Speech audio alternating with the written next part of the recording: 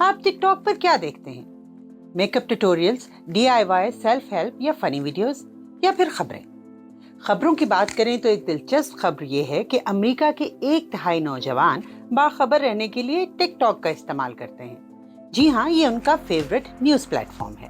اعداد و شمار کے مطابق امریکہ میں 30 سال سے کم عمر 1/3 نوجوان ٹک ٹاک استعمال کر رہے ہیں، بلکہ امریکہ کے ہر 10 میں سے 6 ٹین ایجر ٹک ٹاک پر ہیں۔ اور یہی نہیں، پچھلے سال کے اختتام کے قریب ہونے والے ایک سروے میں یہ سامنے آیا کہ صرف 18% امریکی اس ایپ پر بین کے حق میں ہیں۔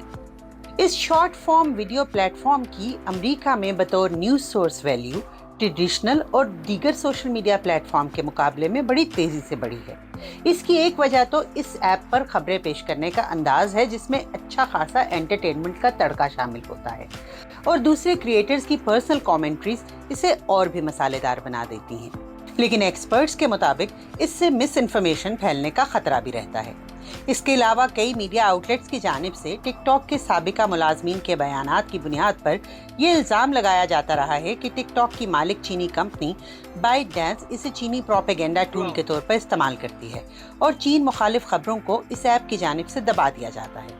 ٹک ٹاک پر ایسے الزامات بھی ہیں کہ مخصوص پروپیگنڈا ویڈیوز کی مدد سے یہ ایپ امریکی الیکشنز پر بھی اثر انداز ہو سکتی ہے۔